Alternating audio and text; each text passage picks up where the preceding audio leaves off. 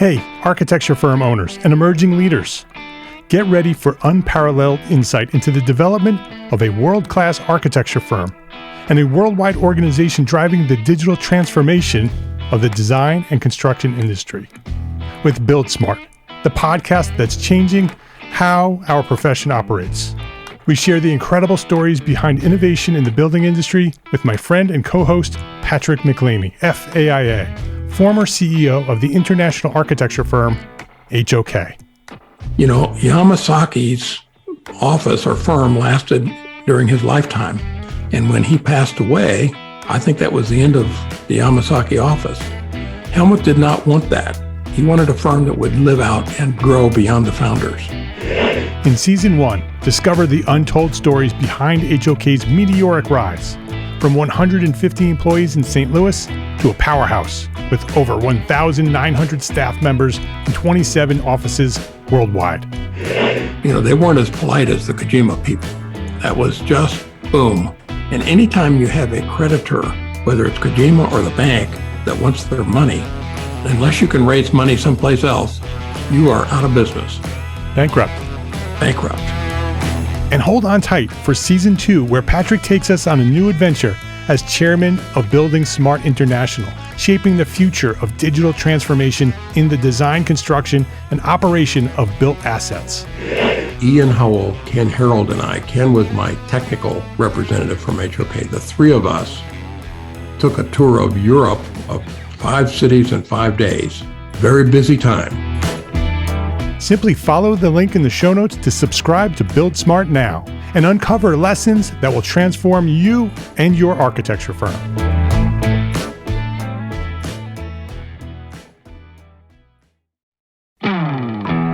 Hey, architecture firm owners and emerging leaders. Get ready for unparalleled insight into the development of a world-class architecture firm and a worldwide organization driving the digital transformation of the design and construction industry.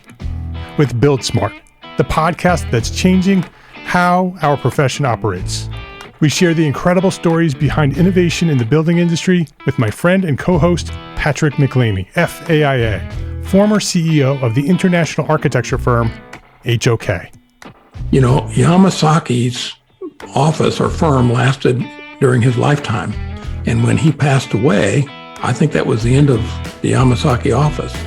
Helmut did not want that. He wanted a firm that would live out and grow beyond the founders. In Season 1, discover the untold stories behind HOK's meteoric rise, from 150 employees in St. Louis to a powerhouse with over 1,900 staff members and 27 offices worldwide. You know, they weren't as polite as the Kojima people. That was just boom. And anytime you have a creditor, whether it's Kojima or the bank, that wants their money, unless you can raise money someplace else, you are out of business. Bankrupt. And hold on tight for Season 2, where Patrick takes us on a new adventure as chairman of Building Smart International, shaping the future of digital transformation in the design, construction, and operation of built assets. Ian Howell, Ken Harold, and I, Ken was my technical representative from HOK. The three of us took a tour of Europe of 5 cities in 5 days. Very busy time. Simply follow the link in the show notes to subscribe to Build Smart now and uncover lessons that will transform you and your architecture firm.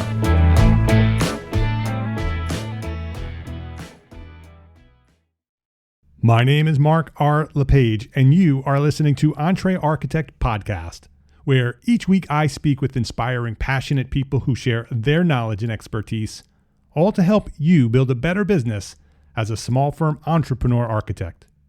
This is episode 306, and this week, how a New York farm boy built one of the top landscape architecture firms in the world with landscape architect Michael Van Valkenburgh.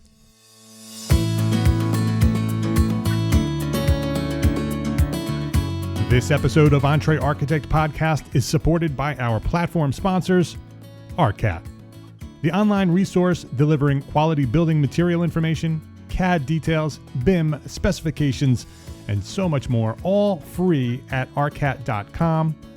FreshBooks, the cloud-based accounting software that makes running your small firm easy, fast, and secure. Spend less time on accounting and more time doing the work you love. And Gusto, easy online payroll, benefits, and HR built for modern small businesses just like ours. Michael van Valkenburgh, welcome to EntreArchitect podcast. Thank you.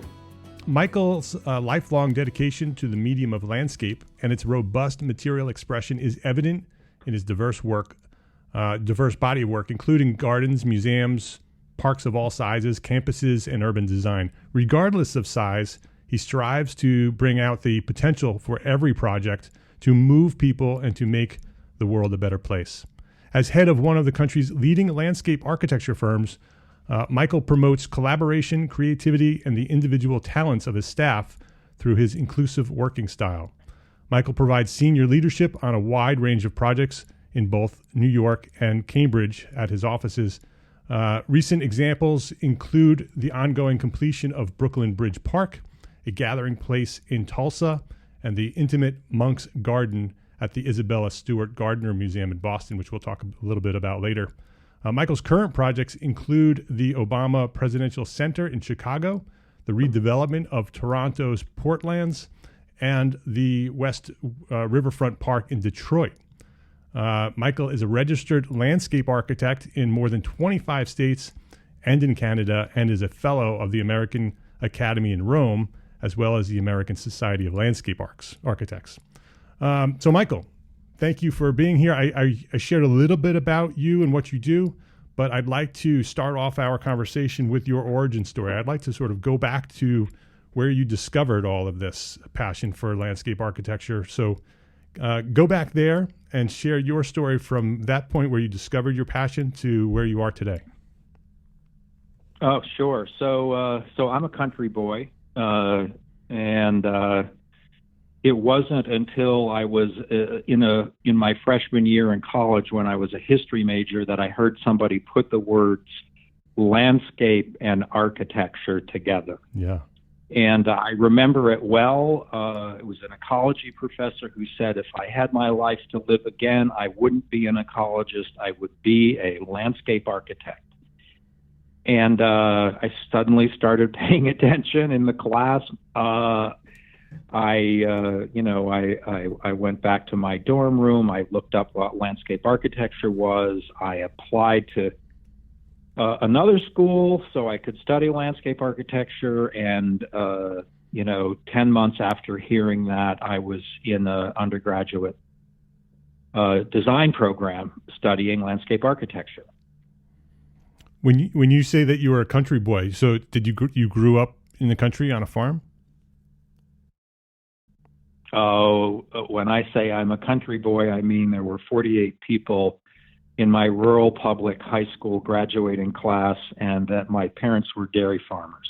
So a real country boy. You're not just a suburb kid. You're a real country boy. No. Oh yeah, a real country boy. So you sort my high school friends call me I'm the one that escaped. So you grew up sort of with your hands in the dirt and living on the land and sort of understanding agriculture. Yeah, I mean, I'm one of five. I have three brothers, and I was the one with the green thumb. Mm-hmm. I was in charge of the vegetable garden. I liked being outdoors more than being inside. So you say, when did I discover landscape architecture? Well, I discovered the profession when I was 18, but I think I was born, I think I was born a landscape architect. Yeah. Yeah. You just didn't know what the definition was. Right. Yeah. Yeah. And so once you sort of had that aha moment and you realized that landscape architecture was the passion, you went through school and got your degree. And what was the original degree? What was your original focus? You mean the one that I opted out of? Yeah, before landscape architecture. Well, like lots of kids, I was I wasn't a great student. They told my parents I had to go to vocational school, which, by the way, is kind of how it ended up. But no, I was a history major because I loved the idea of history, and also my history teacher didn't think I was a loser like all the other teachers did. Mm-hmm. He saw the potential. Yeah, and he was just a supportive guy, Yeah. I think our current educational system sort of pushes kids into the idea that college is the only way, and you should get a job in an office and get a long-term position. And I think kids who have other talents and other strengths that are more like you're describing, that you're sort of love to be outside, love to work with your hands, like to build things, that kind of thing, are sort of pushed to the trade schools and are looked at as almost second level citizens. Did you experience that? Oh, without a doubt. But the only PS on that is, I'm 68. I love what I do. Retirement is a completely foreign idea to me. Mm-hmm. I don't want to get away from what I'm doing. I love what I'm doing. Right. But what I want to point out is that you followed your passion and ended up being who you are and what you're doing. It provided you with an amazing career. I think you've hit the nail right on the head, that if you're lucky enough to have a passion as a young person and it can be a career, it goes a long way. I mean, no job is easy, right? Yeah. I mean, I have bad days like everybody else, but when I wake up on Saturday morning and it's the weekend, I'm not like, oh, I wish this wasn't what I did. It's like, well, I'm glad the weekend's here. Maybe Monday will be better, but I'm not feeling like the field is not fulfilling me. Yeah. Well, how important was that support as a student, that they sort of recognized that you had this passion and sort of introduced you to this other world? Well, I feel extremely lucky. When you're saying that, it's like a card file, and I'm flipping through, all my professors for the first few years when I was at Cornell. And, just boom, boom, boom. I can think of 5, 6, 7 people that in their own ways were encouraging and supportive. And, I think it's terribly important. Yeah. I mean, I'm a grandparent, and I think that one of the things that an attitude I take with my grandchildren was, look, I did the parent thing, which, by the way, is much less fun than being a grandparent. but I'm a very active. I'm an active grandparent, and but I think that one of the great things about my grandparents and my life were the way I felt supported by them. I don't mean like they put pumpkin stickers on my homework, but I felt embraced by them. Yep. I think that's such an important part of finding your way in the world when you're young. Did they have an influence in where you went and what you did? I wouldn't say my grandparents did. There's a kind of curious story that I have a great-grandfather.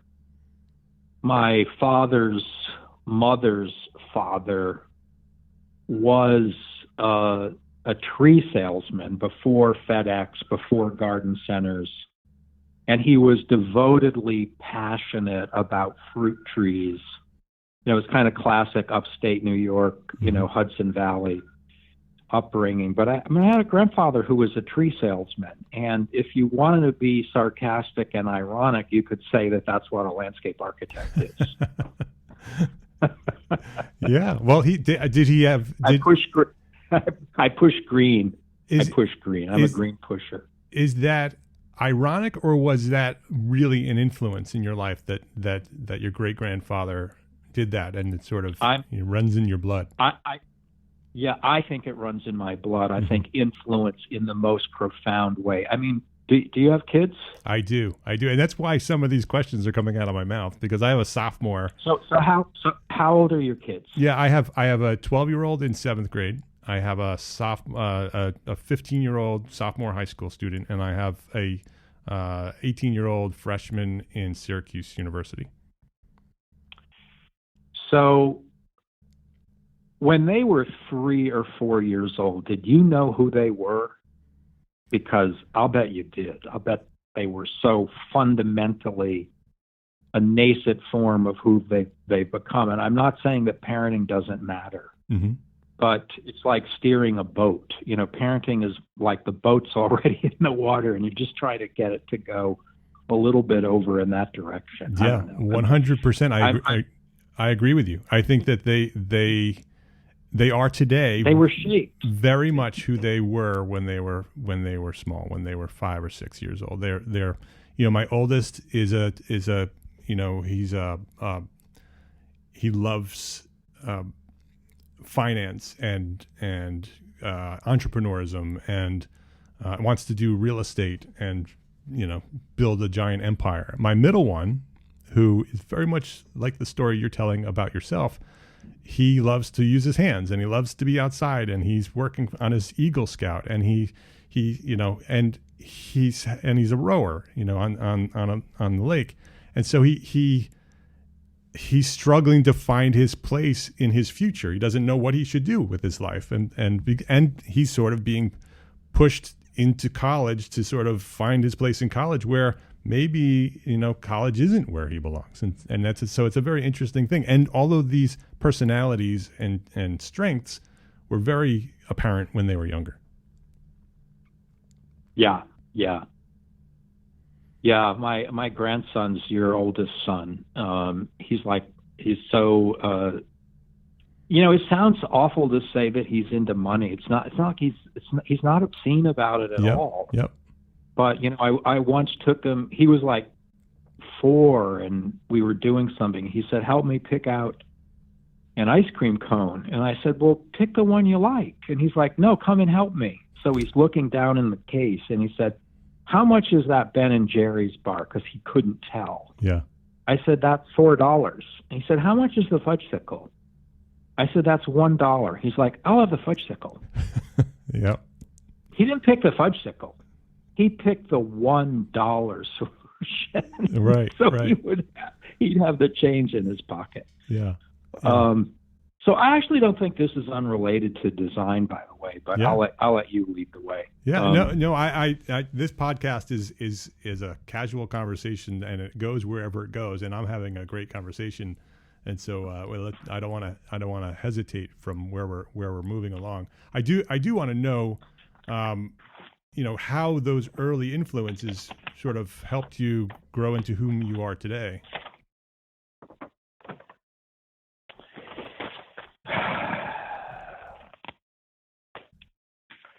I think about that a lot.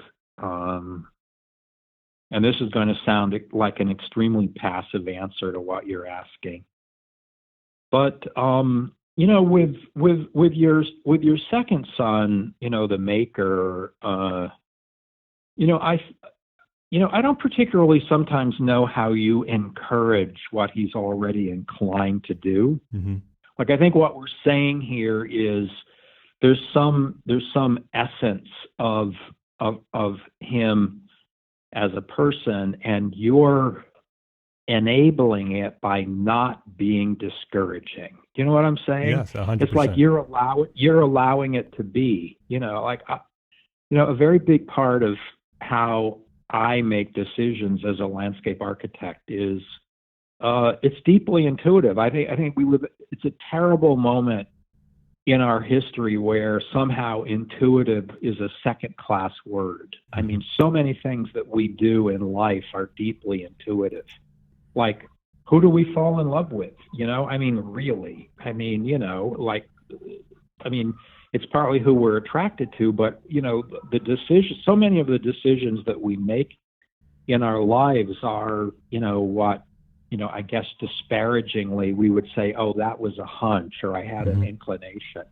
These are far more profound in me, in the way that I work. Like the reason I was late for your call is I had 3 people. We're starting a new garden for a foundation, and I wanted to take them out and look at old bluestone patterns in our neighborhood and talk about not the geometry of the patterns, but how different patterns evoke a different sense when you're around them. I mean, that's deep stuff, that's and there wasn't any way that I could do it. It's a really nice day here in New York today, and a nice day to be out. But, I wanted to go, these are young people. These are, people in their 20s, and they've already got that stuff, but they may not have heard it yet, So that's what we were doing. We were out looking at things, and looking at things is a very big part of how I make landscape architecture. It's just looking at stuff. Right. I was in Western Michigan yesterday, starting on a project for Herman Miller, and I'll study what there is to study about that landscape before I finish there. But maybe the most important thing is when you go to a new place, like letting yourself absorb what you see, like absorbing it, taking it in. Doesn't mean that you're going to copy it, but it should be a factor in what you do, Yeah. If that makes sense. It does make sense. So when you start a new project and you want to go and sort of absorb what's there, really 2 questions. Is that an intentional part of your design process, and how long of that time do you take to do that? Or is that also sort of intuitive? Well, I think one of the biggest fallacies of architecture and landscape architecture is that are those designers who pretend, and I truly believe they're pretending, that they know all of the dimensions of the project that they're creating. So for me, going to a site gives you a reading of some things about it that you can't just imagine. You can't. When I created the Monk's Garden, I never could have understood how limiting the dimensions of the site were, like what it really means to make a garden in an extremely small space. If you're looking at a sheet of paper on your desk, you can tell yourself that it's small, and you can say, oh, well, it's only 60 feet across, and you can think of things that are only 60 feet across. But the fact of the matter is that when you go there and stand in that space, in your body how contained 60 feet is. You know what I'm saying? Yeah. So for me, the site visit is very the parameters of the assignment that you're working on. Yeah, that was actually one of my questions about the museum and the Monk's Garden. Just for people who are listening, the Monk's Garden is a garden at the Isabella Stewart Gardner Museum in Boston, which is a famous art museum that has a very famous courtyard. And the Monk's Garden is sort of from my, and I don't remember. I visited the museum when I was in college, and I don't remember the Monk's Garden. And I know that your garden wasn't there yet, but I don't remember that space. But looking at the book that you've written about it, it almost looks like it was an afterthought for that building and that space. So that was one of my questions: is how do you approach the design to integrate that space into the museum that features such an amazing amount of art and that very famous courtyard? How absorbing that space and understanding what that space is in reference to the rest of the museum must be such an important piece of the design process. Well, I mean, you said it very well. The building has this gasping interior courtyard, 4 stories clear to the sky, and we're talking about 1900 in Boston. This was a very big deal to make a space like that, 120 years ago. And it's as moving today as it was originally. And this garden, it does feel like a leftover space at the side. And Mrs. Gardner and the museum directors subsequent to her death never really created a garden over there that they felt was good enough, to be part of the Gardner Museum. So after Renzo Piano did his addition, the director did a search and chose me to create this very small but kind of important garden. And in the book I wrote for Monticelli on this, I basically say, somewhat not as directly as this, but basically the garden that I made tries in every way to be the opposite of the interior courtyard. The interior courtyard is open and spacious and very sparely decorated with plants. It's almost impossible to think that in my garden you could have gotten more plants in there. It's like jam-packed. It's packed with plants. Yeah. And it's very freeform, whereas the courtyard and the building is very, very rigid. And your garden is about as freeform as you can possibly get. I don't know how it could be more freeform. Yeah. It could not be more freeform. That's the whole idea. The earlier version of the book was called Getting Lost, and it was basically, Getting Lost is of course something that we all like. None of us want to get lost, in the Sierra Madres, but we all like getting lost in moments in our daily lives, right? So many things in life are about getting lost. You having a cup of tea, or so many things. So I was thinking when I was doing this garden about taking my grandkids to museums when they were really little, and how much they didn't like it. I was like, didn't do that too many other times because it just wasn't who they were, Yeah. But I thought this would be a great place for kids to let off some steam when they've been drugged to the museum that they didn't want to go to. And I'm saying that all in a joking way because I love museums myself, But you just go out there and it doesn't tell you what to do. It just invites you. There's no beginning, there's no end, there's no middle, there's no hierarchy. There's no announcement of threshold. There's no terminus. You just go out there and wander around and feel good. Yeah. For people who are listening, the book is called Designing a Garden by Michael van Valkenburgh. It basically is it documents the design process of the Monk's Garden at the Isabella Stewart Gardner Museum in Boston. And it's a great book for anyone who's interested in garden design at any level, because it traces the process of the entire design process from the very inception, with design sketches and very, big free-forming, probably sketched during that period of time where Michael is sort of absorbing the space, all the way through to completion, with great photographs and great documentation about the garden. So it's a great book for anybody who's interested in garden and garden design. Yeah, thank you. The book took 6 years to get together. The garden took a year and a half. So the book was a lot harder to do than the garden was. There's in the book, and actually in the book, there's great photographs, and you talked about bringing, having a place where children could sort of break free from the rigidity of the museum. And there's a great photograph in the book of a child, probably, I don't know, maybe 9 or 10 years old. You could see his back running through the trees of this winding path. It's such a great photograph, and it illustrates exactly what you're talking about.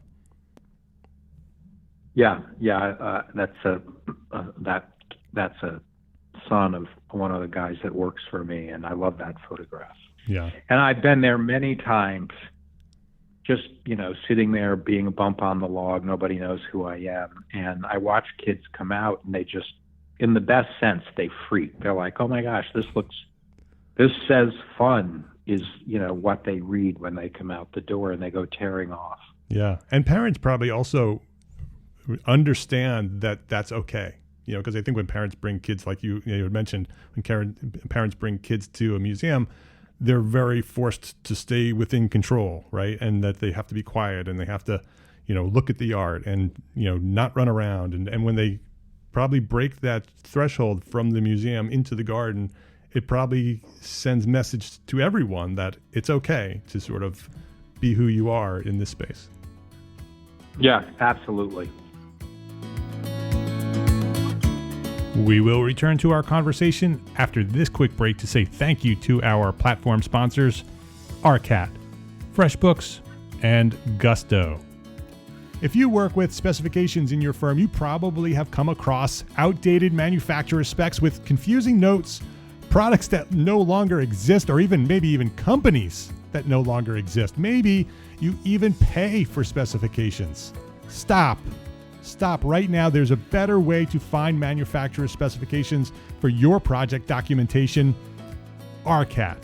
ARCAT.com. ARCAT is the #1 most used website for finding building product information and has a free library of over 1,400 up-to-date accurate specifications written by FCSI, CCS, and AIA professionals based on manufacturers' data.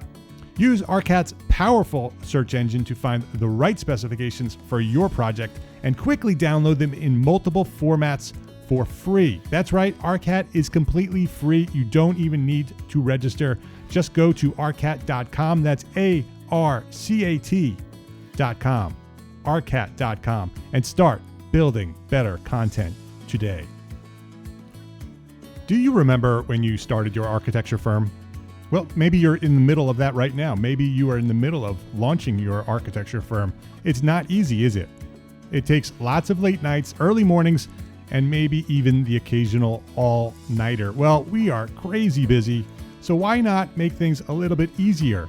Well, our friends at FreshBooks have the solution. FreshBooks invoicing and accounting software is designed specifically for small business owners like us. It's simple, intuitive, and keeps you way more organized than a dusty shoebox filled with crumpled receipts. Create and send professional-looking invoices in 30 seconds, and then get them paid 2 times faster with automated online payments. File expenses even quicker and keep them perfectly organized for tax time. Yep, tax time's coming up.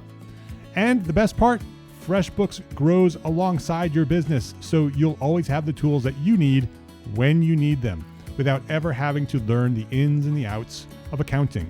Join the 24 million people who've used FreshBooks. Try it for free. Free for 30 days, no catch, no credit card. Visit EntreArchitect.com/FreshBooks. EntreArchitect.com/FreshBooks and enter EntreArchitect in the How Did You Hear About Us section to get started. Visit EntreArchitect.com/FreshBooks. What do you think of when you hear the words payroll and benefits? Payroll and benefits. Does that make your skin crawl? Does it make your spine tingle? Payroll and benefits are hard. It's okay. It's hard, especially when you're a small business like us. You don't have time to be an expert in things like taxes and regulations. A couple of more words that might make your skin crawl. And old school payroll providers just aren't built for the way that we're working today. Gusto is making payroll, benefits, and HR easy for small businesses. Modern technology does all the heavy lifting, so it's easy to get things right. You no longer have to be a big company to get great technology, great benefits, and great service for your team.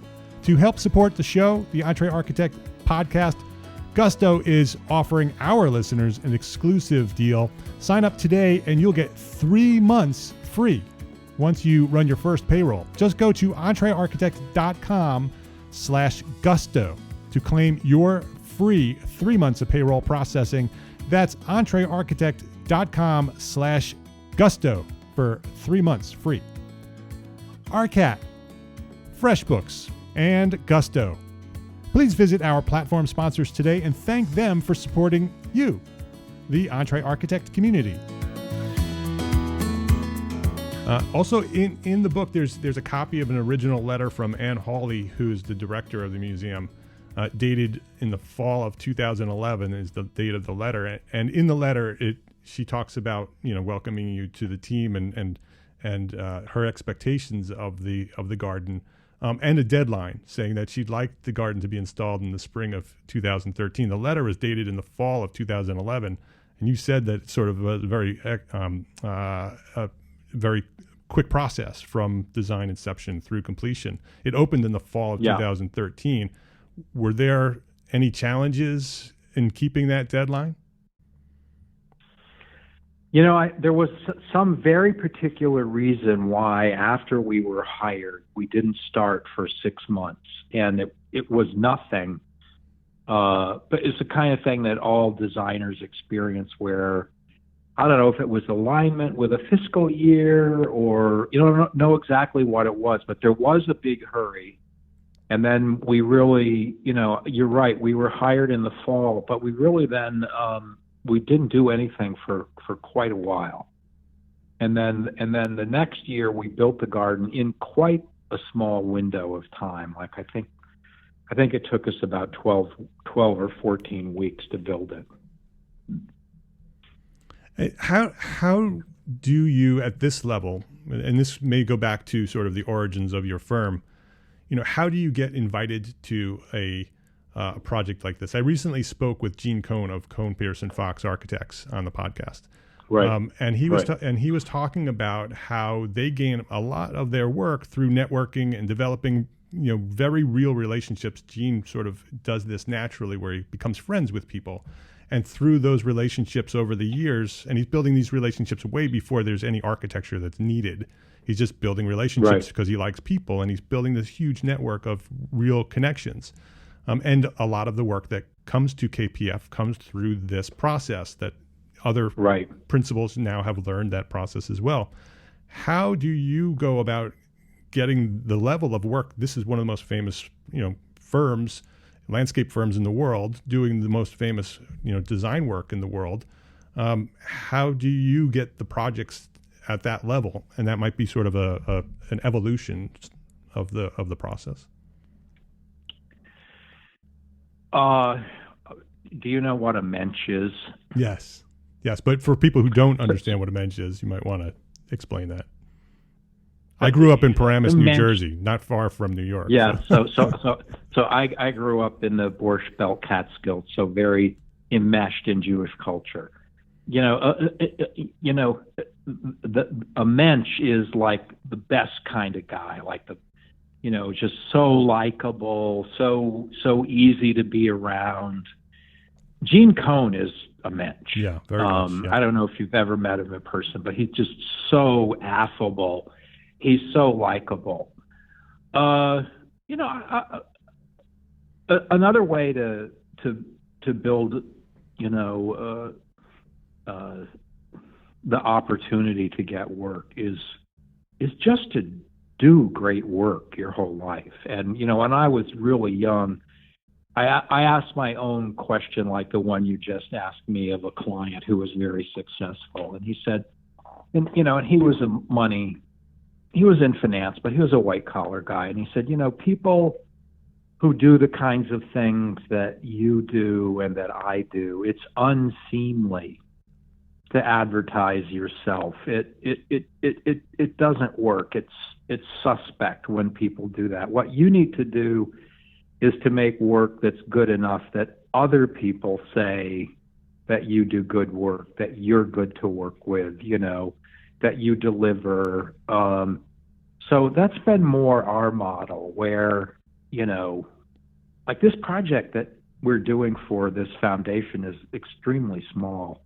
But, I took the time today to take my design crew out and just have this leisurely sort of morning of looking at paving, and we've hardly started the design, but, the ambience of our work is so related to its materiality. And I think that, it relates back to an early theme in this conversation, that you're doing what you're true to, that you believe in the work that you do. And I mean, Robert Venturi once said to me of himself, my firm works 50% harder than other architects to be 10% better than they are.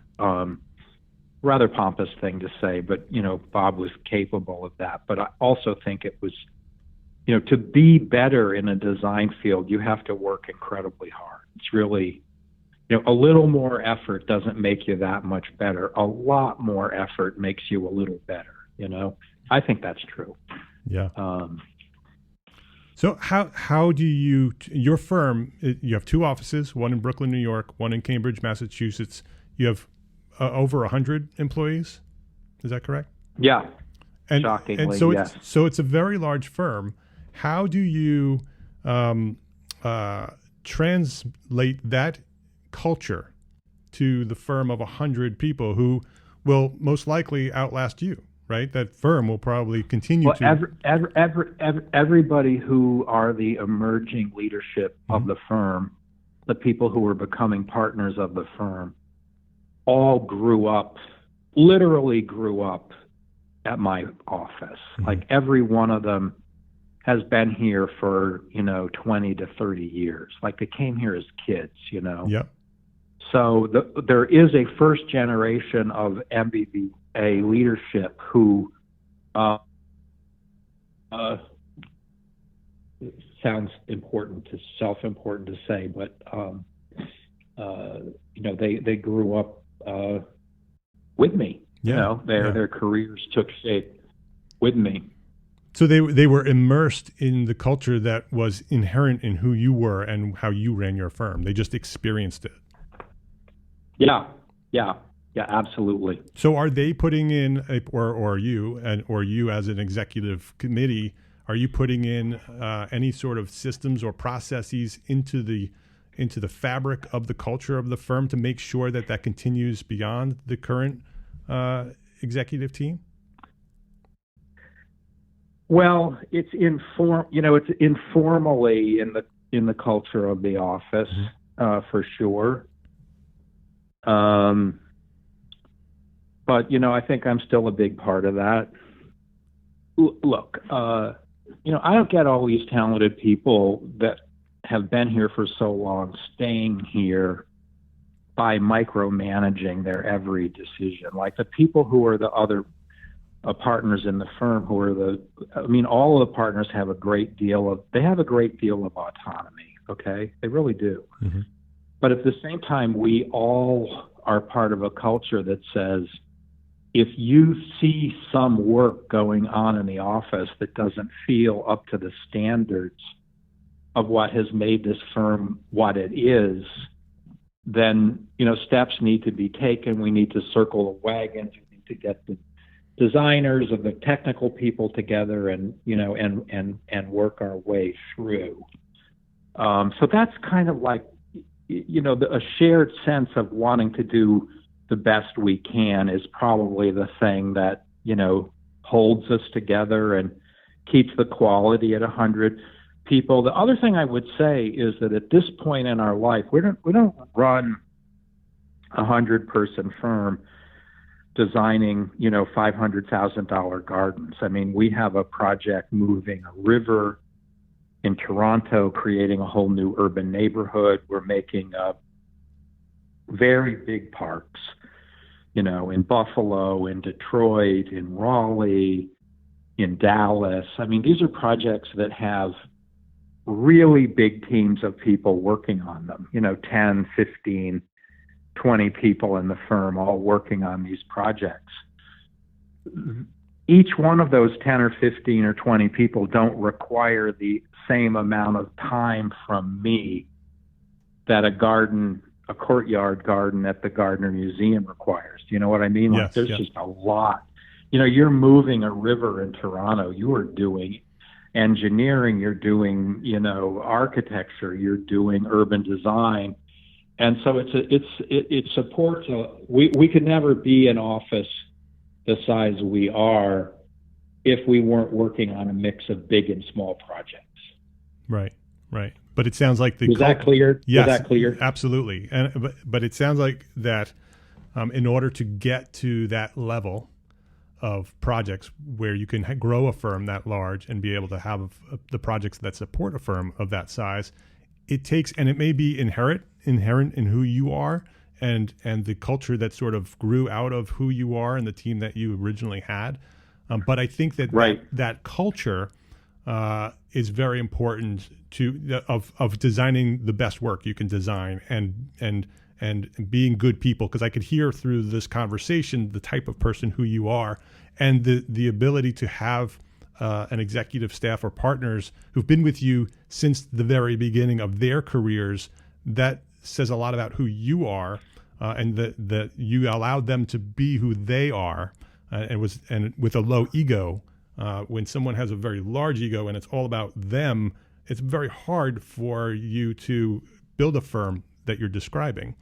And so I asked these questions, and I asked questions similar to Gene, because there are a lot of small firms who are listening who want to be big firms, right? And there's a lot of startup firms who are just beginning, and they have these dreams of building these big firms. And there's nowhere out there that says this is how you build a big firm.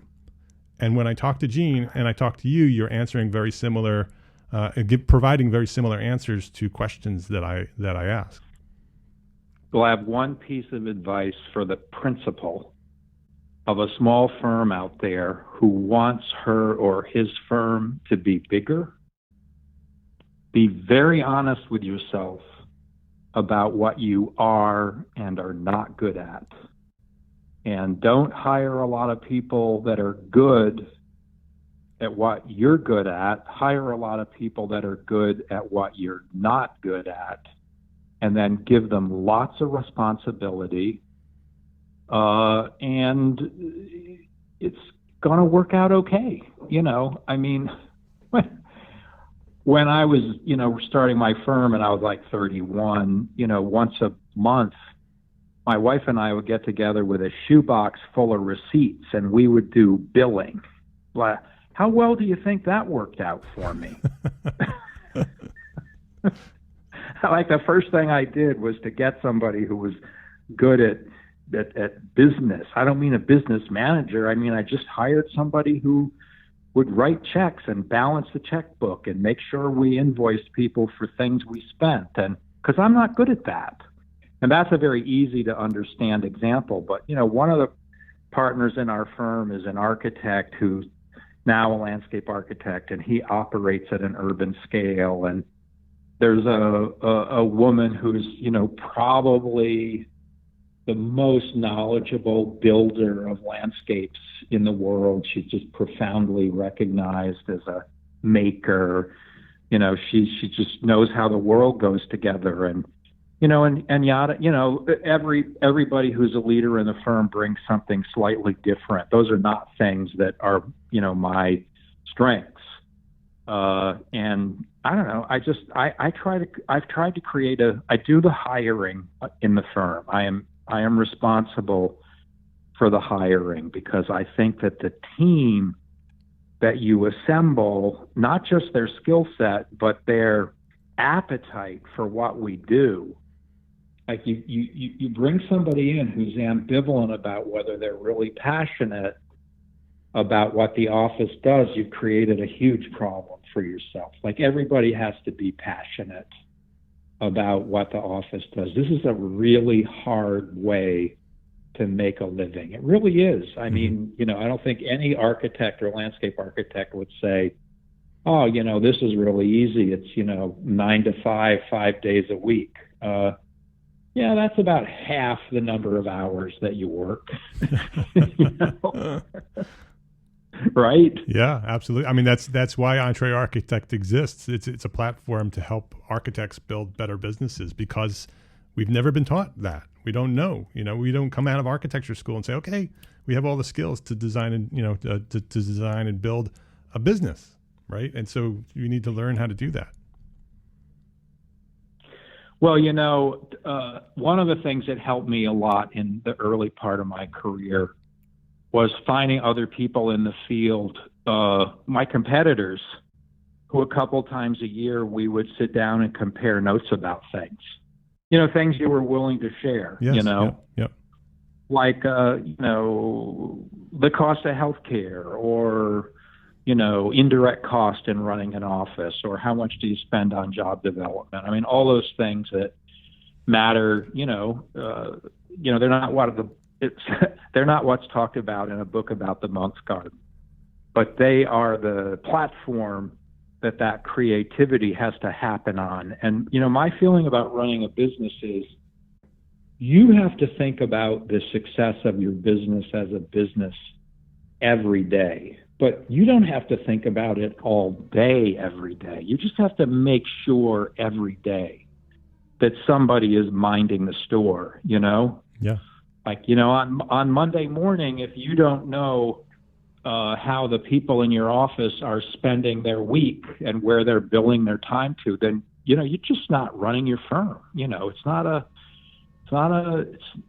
free-for-all. It has to be organized. And I'm not great at that. I have another guy who's just like, he's a natural. People are managed by him, and he does it in a way that makes them feel good, not bad. Like, management can so change the spirit of people's behavior in the office. It has to be done with a light touch. Yeah. And anyway, you were talking about strengths, and that's exactly right. Is that your strength is design and building a team, and you need to have, especially at a firm of 100 people, you need to have someone who is passionate, just as passionate about the business, about the structure and the organization, which, a lot of architects and designers, they don't want anything to do with any of that. But you can find people who have that passion, and can help you grow the design or the business end of your business. Yeah, well, back to, I did a lot of work with KPF back in the day, and I know the business acumen that Mr. Cohn brings to that partnership. He's not, by the way, somebody who doesn't appreciate design. Oh yeah, no, he started his. It's kind of wonderful. Yeah, it was a great conversation that we had, and he talked about his whole early career. He was actually a designer, and that's a perfect example of what we were just talking about with strengths.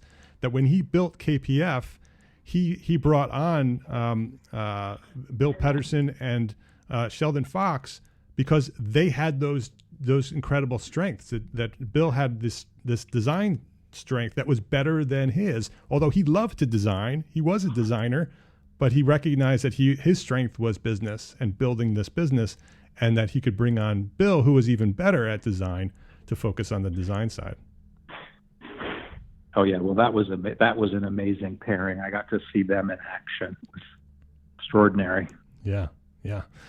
Michael, this is a fascinating conversation. I really appreciate you opening up not only about your design, but about your firm and how the firm works. For anybody who wants to learn more about you, the firm's name is Michael Van Valkenburgh Associates. The website is MVVAINC, so MVVAinc.com. We'll have links to all of that on the show notes, so you don't need to write that down. We'll have it there. The book's title is Designing a Garden. It's available everywhere that books are sold, but we'll have a link to Amazon as well for that book. I think anybody, I think every architect should have this book on their shelf, because it's a book about the process of design. And so I would highly recommend that you go to the show notes and click that link and go buy Michael's book. Michael, thank you very much for spending some time here with me and this great conversation. I really enjoyed spending some time with you here. I enjoyed it as well. Thank you.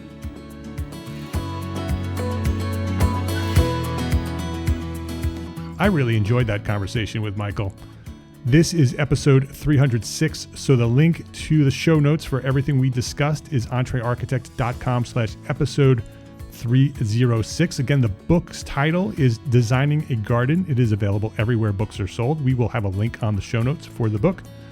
Again, that book is a book that you should have on your shelf. It is a beautiful book. It has beautiful photographs in it, but it documents the design process of the Isabella Stewart Gardner Museum, the Monk's Garden that Michael and his team designed and installed at the Gardner Museum in Boston. It is a fantastic book in terms of design process, to sort of document the entire design process from those initial concept ideas all the way through finishing it up and launching it. Very, very interesting book. Again, the firm name is Michael Van Valkenburgh Associates. The website is mvvainc.com, mvvainc.com. You can learn all about Michael's firm over there. One other point I wanted to highlight is during the conversation with Michael, he had mentioned that one of the keys to his success is meeting with this group of other design professionals, other people at his level who are also building out firms, and they're learning from one another. And that's exactly what we do at EntreArchitect Masterminds. And you can do that too. You can learn all about EntreArchitect membership and EntreArchitect Masterminds at our homepage at EntreArchitect.com. Just wanted to point that out. One of the keys to success for one of the most successful landscape architecture firms in the world, mastermind groups. So you can get on your own mastermind group right there with the EntreArchitect membership, EntreArchitect.com. All right, well, that wraps up today's show. Hope to see you next week. Love, learn, share what you know. Thanks for listening. Have a great week.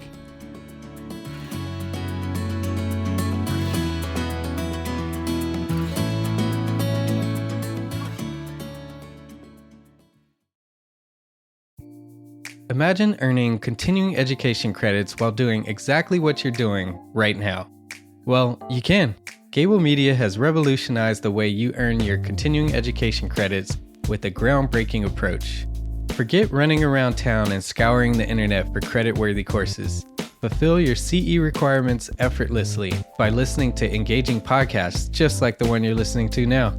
Our podcasts are designed to educate, entertain, and inspire, all in a user-friendly environment. But wait, there's more. Architects, Gable Media is also approved as an AIA continuing education services provider. Upon completion, we handle everything, from reporting your hours directly to the AIA to storing your certificates in your personal Gable Media profile for your self-reporting needs. So follow the link in the show notes and start earning your credits in the most innovative and entertaining way possible with Gable Media. Attention architects and creative minds, get ready to supercharge your brand with Build Your Brand, the podcast that's unlocking the secrets of branding success for creatives. Hey there, it's Mark Arlepage, founder of EntreArchitect, and I'm inviting you to join my friend, architect marketing expert Jeff Eccles at Build Your Brand podcast, where he explores the captivating stories of the world's top brands and transforms their lessons into powerful moves for small firm architects and creatives like you. In Season 1, Jeff shares the thrilling tale of Southwest Airlines, where he dissects their journey to the summit and distills it into strategies tailor-made for you. It's important to keep in mind that companies like Southwest compete in the real world, just like you, and face real-world challenges, just like you. You might be surprised at how similar those challenges are to the struggles that you grapple with on a day-to-day basis. Don't miss out on your blueprint for success. Subscribe, tune in, and let's build your brand together. You may have noticed that the very best brands in the world are also known for having somewhat unique corporate cultures. That's often the glue that holds everything together when they encounter those rough spots. We don't do it because it inconveniences the passengers to whom we are primarily dedicated, the short haul, frequent flyer. Follow the link in the show notes to subscribe to Build Your Brand today. Remember, no matter the size, the journey's the same. Your brand's journey to the top starts here.